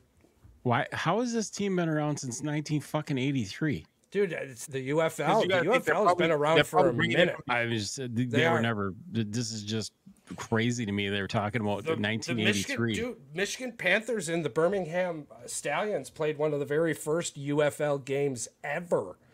Panthers ended up winning that one too. Because you got to remember, back in the 80s, even though they're not tied together, the USFL is a recreation of what happened back in the early 80s, 90s, or whatever. And so is the UFL. The UFL was around before, so this is just like the UFL. The UFL last ended in 2012. So this is all just a big old reboot. This isn't quite what the AFL and the NFL were back in the day, because those were actually good teams. But yeah, I understand what you're saying. It's a reboot. They're trying to redo. They're trying to make a A1B NFL, both of them UFL. together. Yeah. I've got a random question to ask you two, and we're gonna start. For you. We're gonna bounce around to these moments, do some randos, get some dad jokes in. We're gonna start closing it. I got a button. I got a button. Do you love lamp also, PR? Do you? Yeah. Button? Okay, so check this out. Check this out. Let's say we wake up in a world where the clock has turned back, and instead of Aaron Rodgers playing in Green Bay, it's Matt Stafford, and Aaron Rodgers is playing in Detroit.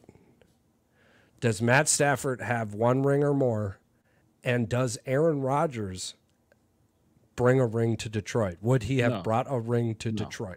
No, Matthew Stafford turned the ball over way too many fucking times. So did Brett Favre. Yeah, but Aaron Rodgers didn't. I think Aaron Rodgers would still have a better career than Matthew Stafford. Yeah. Do you? Yeah.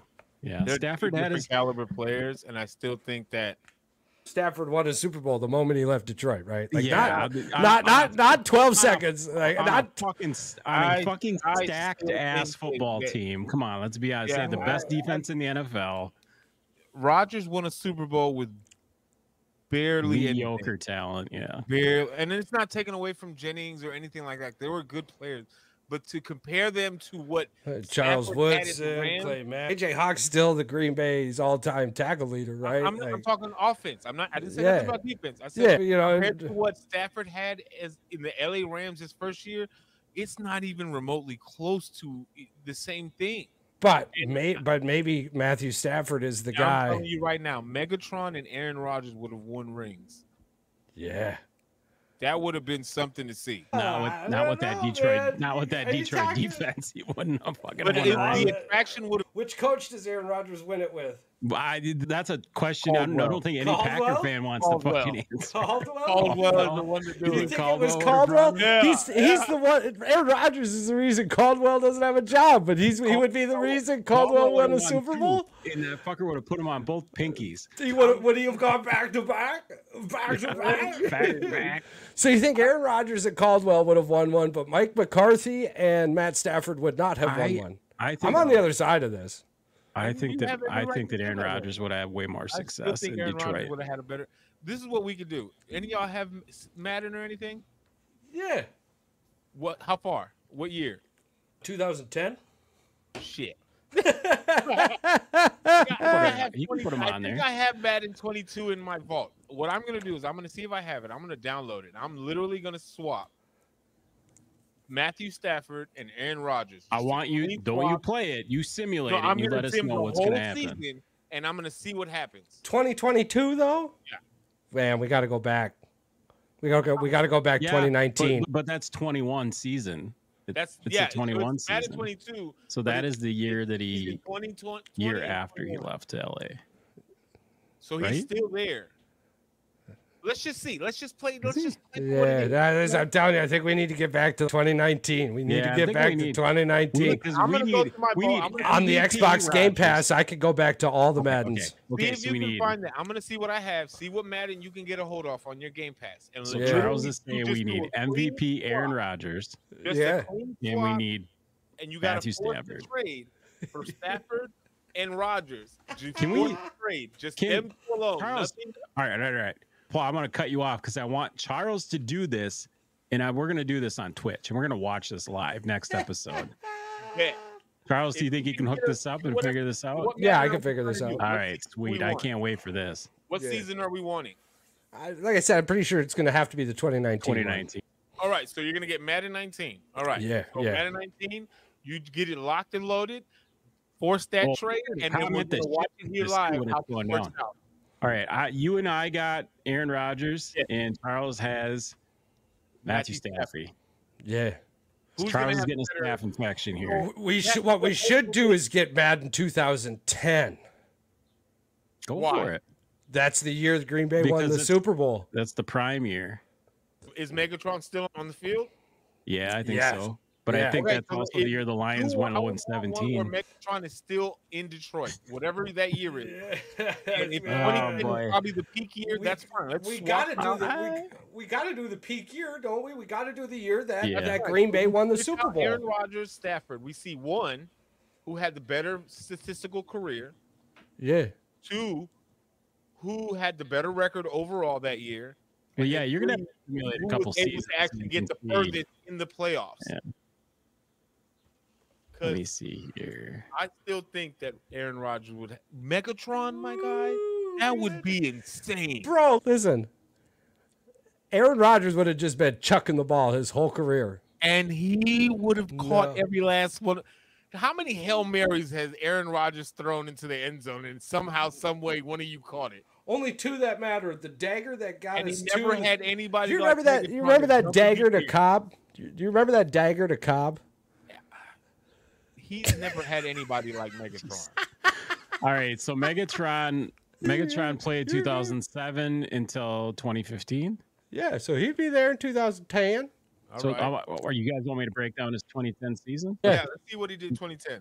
All right, in 2010, he had 137 targets, 77 receptions, 1,120 yards receiving, 12 touchdowns. Yeah, this is a pretty fair comparison then. Okay. And Greg Jennings was y'all's top receiver that year, right? I believe so, or was it? Was it James Jones? Might have been James Jones. He played in 3 games in 2010. Who's Who? that? Matt Stafford. Yeah, I think so. That wasn't that one of it, like his second sophomore year or something. Because he got drafted in 08 or 09. Oh, might have been 08. Yeah. Yeah, he went 57 and 96 for 535 yards, 59%. Oh man. All right, let's see what he did in 2011. Oh yeah. 2009 was his rookie year. So if you play Madden 2010, that was his rookie season. He's probably not going to be very good. So I think maybe 2012 is more of a. So let's see when he had his best year. The very next year he threw for 5,000 yards. Let's do 2012 then, or So 20, which would be 2011. 2012. So it would Yeah. be the year for 2011. Yeah, it'd be the was- 2011 He season. had a 97 overall rating. What was Rodgers then? For I feel like they're 2011. pretty comparable. Rodgers and him would probably, their QBRs are probably pretty close that year. Yeah. Or was that the year he went down? Hopefully he doesn't go down in the game. It would make this thing terrible. I'm like, but it realistically it shouldn't matter though. Yeah, 2000. Yeah, pretty not comparable at all, actually. He had a QBR of 83. Staffy Rodgers? had a QBR of 60. Yeah. Oh boy. Yeah, he had a 122 overall rating. Well, I still think this is going to be really fun. He I had think 45 touchdowns. think He had 45 touchdowns and 6 interceptions. I'm like, he went 14-1. Matt Stafford went 41 and 16. So, yeah. listen, the thing is, I still think that Matty Stafford would have won a Super Bowl with Green Bay. We're I going to don't find think- out. Find out. We're going to find Yeah, out. I don't think Aaron Rodgers, because here's the kicker. Players could not help the Lions. It wasn't a player issue. It was the front office and coaching staff, and they were terrible. Who was the head coach in 2011? But Aaron Rodgers did give Nathaniel Hackett multiple jobs, and he's got to be one of the worst coaches I've ever seen in my life, Not in your life. in my whole life. So in 2011, who was the coach for y'all in Jim 2011? Schwartz. So in Yeah. 2011, Mike McCarthy for the Packers.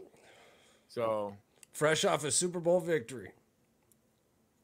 all right, we're gonna see. I think this is gonna be hella interesting. I'm not even gonna lie. This is gonna be very interesting to see how this pans out. All right, so I got a little multiple choice here for you. All right, run Get it. it. And this is going to be a precursor, precursor to what's coming up in future episodes. We're gonna be doing in future episodes a fun little Disneyland deep dive, but it's going to be more about Walt Disney. I'm going to let y'all out there know who Walt really is. You sound upset. But in the meantime, trust me and Futurama, we on the same page. Dude, he Okay. freaking he put himself in a didn't he freeze himself or some shit? Oh yeah. It'll be a fun fact. But Disneyland opened on this year on July 17th in Anaheim, California. It was the first Disney park designed under Mr. Walt himself. Okay. Years. 1938. 1938. 1922. 1955. Whoa. Yeah, this is definitely well after World War II. Because fun fact about World War II. Walt Disney aided Hitler. Hated? Aided. Like he helped? Funded, yes. Funded the Third Reich. Yeah, absolutely. Yep. Walt Disney is well known to have aided the Nazi German regime. Another little fun fact about this is Walt Disney hated Jews. Wow. Absolutely. Futurama has a fun episode where they unfreeze Walt. Because he is frozen right now. Currently, Walt is frozen. And welcome to the year 26, whatever, Mr. Disney. And he goes, are the Jews dead? And oh my God, no, Mr. Disney. And he goes, don't wake me till they are. And then he closes his hatch again. The joke kills it unless you don't know. I've seen this before. About Walt himself. But yeah, so here in future episodes, we're going to deep dive Walt's payments to the Third Reich. And in fact, his hatred for Jews. So the most friendliest place for your children was built on the backs of a Jew hater. So keep that in mind when you're buying tickets to yeah. Welcome to Disneyland, which by the way opened on July 17th, 1955. TV dinners were introduced in this year. Swanson introduced TV dinners, convenient frozen meals that became a staple of 19 blanks households. The first TV dinner included a Thanksgiving-style turkey meal with cornbread, stuffing, and peas. I believe this is black. This is 1961. 1961. 53. 1953 coming in hot out of the stove like a TV dinner. PR gets it. I didn't know they had fucking microwaves back then. In 1953, Swanson introduced TV dinners, convenient frozen meals that became a staple of the 1950s household. Of course, the first TV dinner included a Thanksgiving-style turkey meal with cornbread, stuffing, and peas. That sounds gross. Guaranteed to give you fucking colon cancer, 100%. You and the toilet were friends immediately. And apparently, in 1953, Sherpa Tenzing Norgay and British explorer Sir Edmund Hillary achieved the first human ascent to Mount Everest. Did they make it back down? I don't think they're stuck at the top. They probably made it down. I was watching videos of people like falling. Dude. And everyone's, and someone's, oh my God, help them. And one guy in the background, what the fuck are we supposed to do? I heard that if you climb, that there's like freaking everywhere, like statues everywhere. Yeah, everywhere. Like hundreds of people dead. Yeah, you can't bring them down. Yeah, what are you gonna do? Just carry them down like a fucking ice pop? No, you can't. No. Yeah. So it's like unmarked graves everywhere. Why are you attempting to do something that you're never gonna come back down to? Well, because people are fucking stupid. You're gonna freeze to death up there. What are you accomplishing? You probably will. Did you hear about the guy, the billionaire that's going to attempt to go back down and see the Titanic again? He's going to die. So hopefully he doesn't have here's the thing. He doesn't go down there. Hopefully he upgrades a little bit and he goes down there with one of these instead of it's a win. Controller. It's a win-win. If he goes down, we got to worry about it. If he goes down and makes it, there are plenty of people out there who are willing to pay to do it. And if he does go down there and he doesn't make it, it's not his fucking problem anymore. Absolutely, that's 100%. Make sure your will is complete the way you want it by the time you go down there. If you go down there and don't make it, he gives Charles and I and you another reason to fucking talk about something. Whether the will's completed or not, my fucking problem. Yep. One less rich guy we got to worry about. Not my fucking problem. It's probably told you not to go down there, but you did it anyway, you dumbass. You learned from the last 5 people that went down there? Not my fucking problem. Grandkids are going to be talking about you at your funeral and going, yeah, Grandpa was a dumb fuck. You think that's how Darwin figured out his theory? He's just looking at shit and going, That I'm not doing that. that's definitely not my fucking problem. That guy right there is gonna go down the That- bubble. Woo! Fuck that guy. Fuck that guy. That wasn't Fuck my that guy, problem. Fuck that guy. Fuck that That guy. definitely isn't my fucking problem. Nope. You see that issue over there? And he goes to the scientific world. This is the theory of not my fucking problem.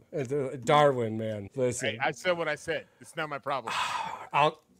Let's just call it Darwin's theory. But together, you and I know, not my fucking problem. And guess what? I lose no sleep over what happens to you if you go Guess down what? And if you think it's my problem, it's not my fucking It's not problem. my fucking problem. All right, hit us with some dad jokes, PR. Hit us with some dad jokes. Those were fun facts from the 1950s, by the way. 1950s. Me and my wife, backstory. My wife went on a date today, right? The plan was to get us a bunch of gifts on a Amazon list. I completely, utterly forgot that I had this button on my list. I don't know how many jokes it has on here, but you just I don't turn it care on. if it has one. But we're just gonna hit it a few times. All right. All right, here we go. You ready? Dad joke. We're number ready. one. How do you make a tissue, Dad? You put a little boogie in it. Why did it sound like Charles? I don't know. It's Yeah. not like Charles. I've got a hidden job under the name Mike Concho. My God, Joe. Here we go. Here we go. Here we go. How do you make a tissue, Dad? How do you organize an outer space party? You plan it. Yeah, you plan it. Oh. Last one of the day. Why are elevator jokes so good? They work on so many levels. Ba-da-ba-ba-ba. Goldfish. Oh, I love it here. Man. Oh. Bum, bum, bum, bum, bum, bum, bum, bum, bum, bum, bum, bum, bum, bum, bum, bum, bum, bum, bum, bum. I love my job. Oh man, my Well, I CVS forgot it. rewards card. We should just do this.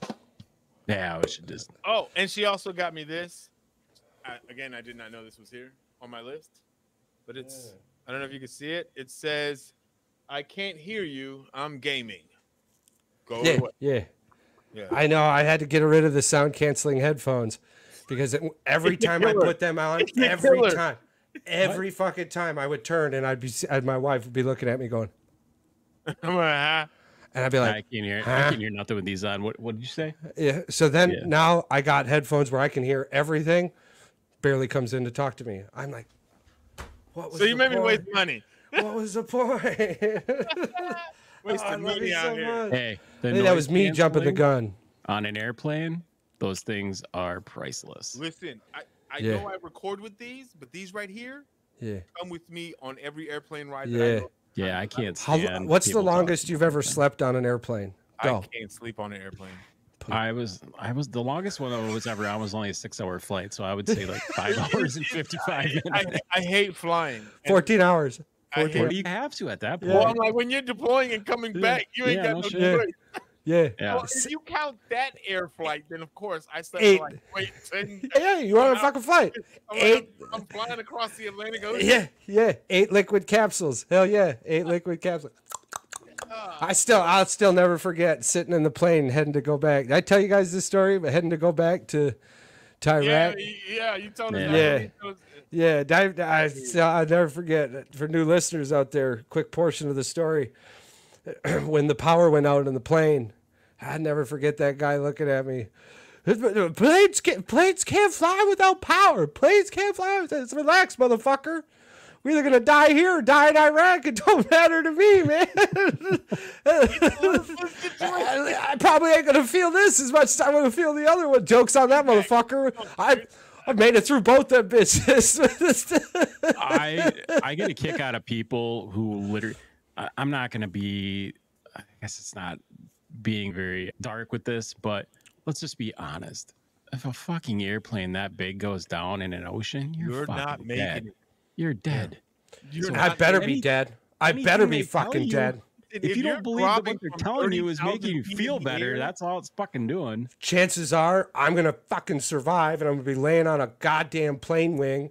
I'm gonna have to fight off 3 waves of sharks. Not even sure where the 3rd fucking wave came from. And by the time I get saved, that's what would happen. I'd be just pissed. If Let's I'm just- in a plane and it's coming down 30,000 feet, 35,000 feet. I'm from the air, unbuckling my seatbelt. My heart is going to fail. Let's just You- get, lucky- somebody, There's not a million fucking lucky. There's not a million. Come on. There's not a million Sully Sullenbergers that are gonna fucking land in the No, Hudson. I'm taking my seatbelt off. Not every pilot is gonna freaking.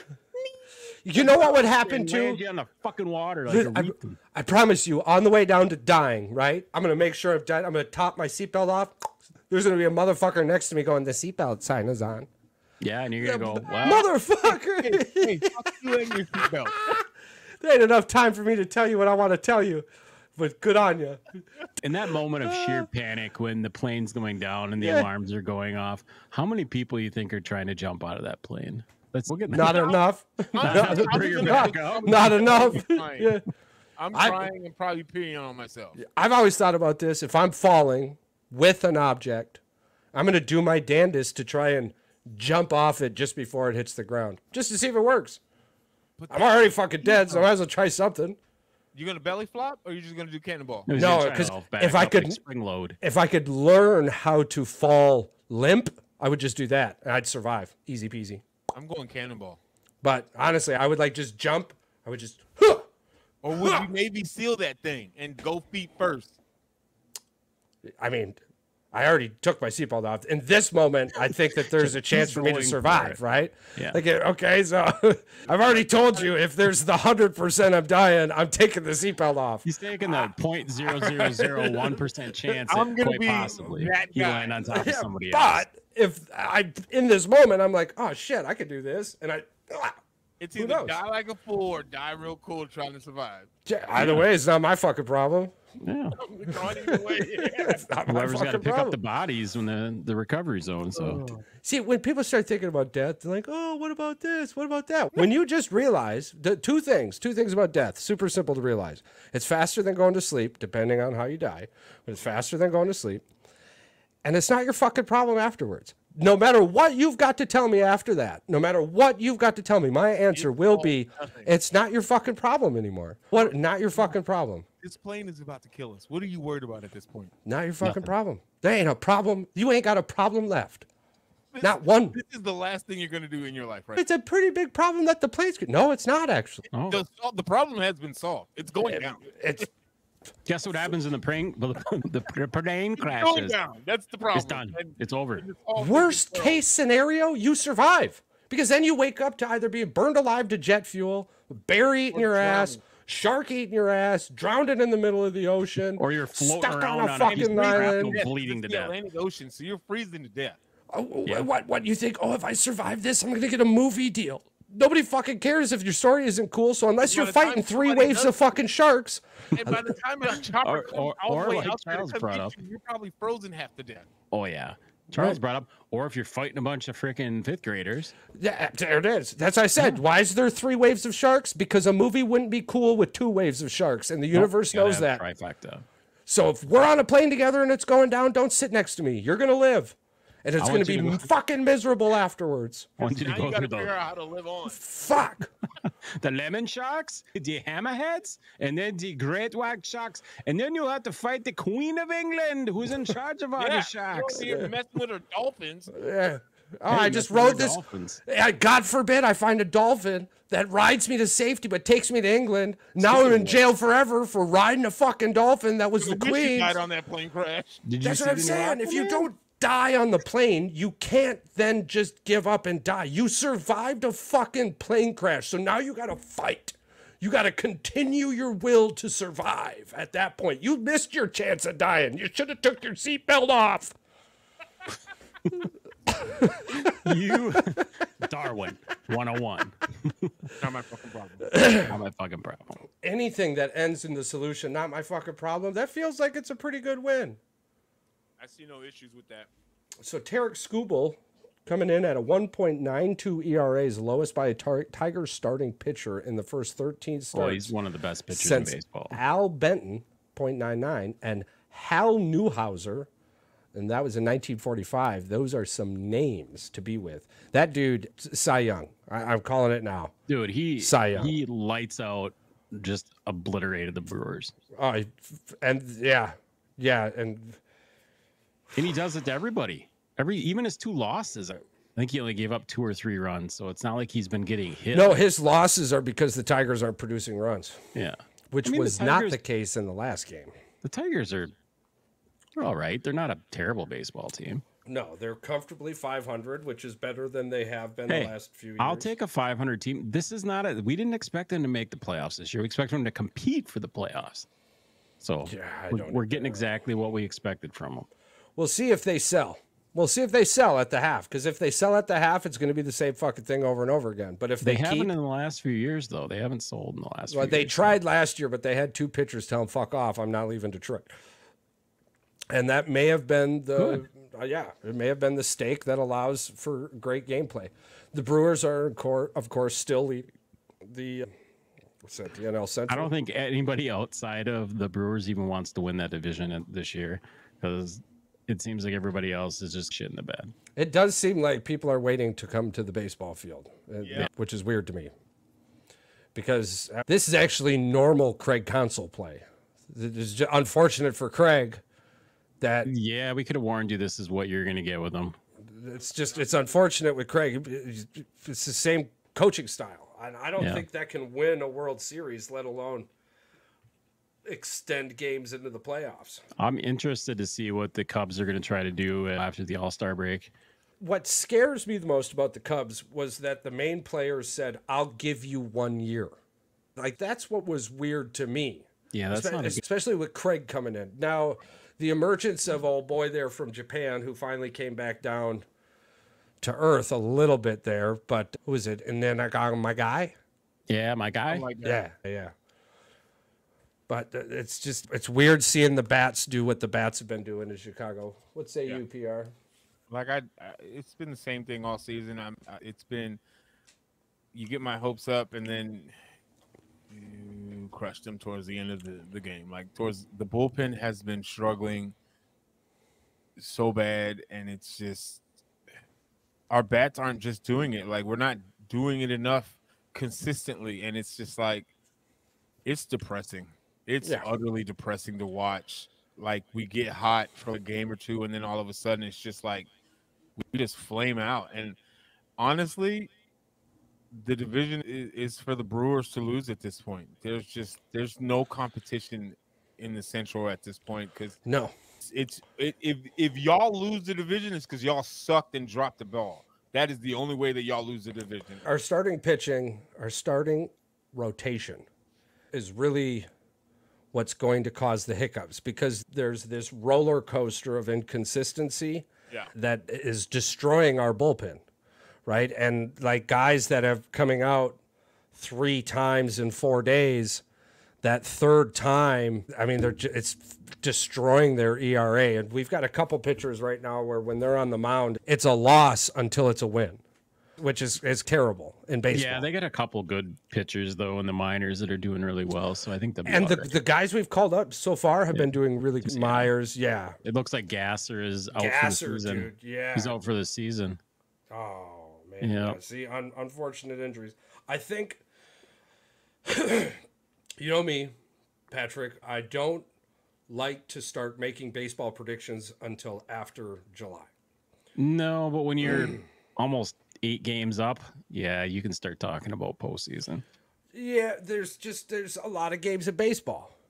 And because in a month and a half, the Cubs can be 8 up on the Brewers because of the injuries on the pitching staff. And, it seems laughable now. Don't have a lead on any of us right now. So I know that doesn't seem like a lot now in the first third, because we're in June, April, May, basically the first quarter of the season.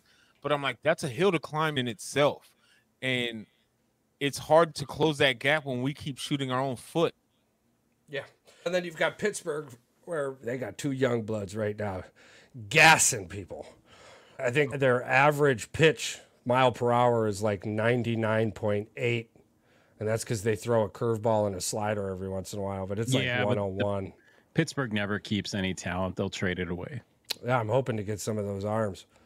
Brewers aren't going to be able to afford any of those arms, but as much as I would love for the Cubs to make a move, they need to make a splash somehow, some way. I don't know what that looks like, but again, I just don't see at this point right now. If the season were to end next month, like this would be the last month of the season, I just don't see y'all losing the division at this point. No, it is ours to lose. A lot can happen. A lot can happen. We still got a lot of baseball left. I get it. Chill out, Chicago. The Brewers would have to play. They played the toughest part of their schedule though, the first half. So the second half gets easier. Gets much easier, which So is I the would most say that dangerous part. Yeah. Yeah, I don't know. Baseball doesn't. That's what I mean. There's The NFL. I wouldn't be as worried about Dude, baseball. we're Tigers fans just as much as we are Brewers fans, and I believe the stank from the Tiger might be dripping over a little bit, but it's okay to be cautiously optimistic. It's that worrisome optimism.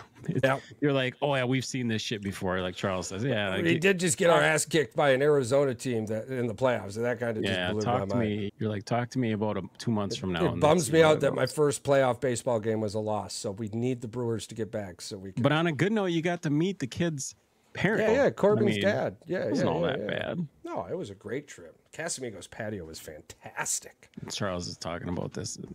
We gotta go. Casamigos patio. That's so good. Patrick, PR, you guys got anything else you want to add? Anything special that popped up? No, I think we hit her. We hit her right on the head. You got to get that ready for next week, though. We do got to get this Aaron Rodgers, Matthew Stafford, Madden football live stream going on. We'll find somebody. Make sure you clip that. Get that question out on old TikTok and whatnot. See how the world takes that. If Aaron Rodgers played for Detroit and Matt Stafford played for Green Bay. Yeah, I'll do that tomorrow. I'll make a little tiki-talk. Yeah. Okay, so the one thing I did want to bring to the table just real quick was I was watching Let's Make a Deal this week, or last week. I was watching Let's Make a Deal last week, and Shaggy was on Let's Make a Deal primetime, and I got to tell you, I didn't understand a fucking thing that guy was singing, but goddamn, it was awesome. And I was screaming at the TV. I was like, bro, whatever you do, you just have to pick Shaggy's prize. I don't understand it either, but you got to pick Shaggy's prize. And he did. He won a trip around to like the Caribbean or the Bahamas, and then he won $50K. Shaggy came on and just gave more money away, and it was so fucking cool. All I can think of is it was him actually announcing the numbers. It made me want to put on some swim shorts. It was just so cool. So I wanted to give Shaggy a big old shout out. What a dude. What a guy. And please, if you have to announce anything at all that I'm a part of, I hope not. But I'm going to pick you every time. So every time, especially with that voice. That was insane.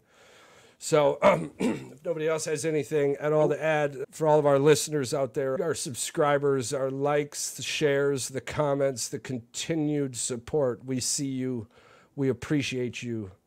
We care about you. This month there's all sorts of stuff to be aware of. Something we like to focus on here is the mental health side of things. If you need help, please reach out to anyone. I promise you, even a stranger. You need to see a smile. One of my favorite things to do all time is if I'm needing a smile, just smile first. Yeah. And you'll receive a smile back, I promise. Somebody will see you, I promise. So get out there, get yourself the help we want you to get, because the world is a much better place with you in it. We love you more.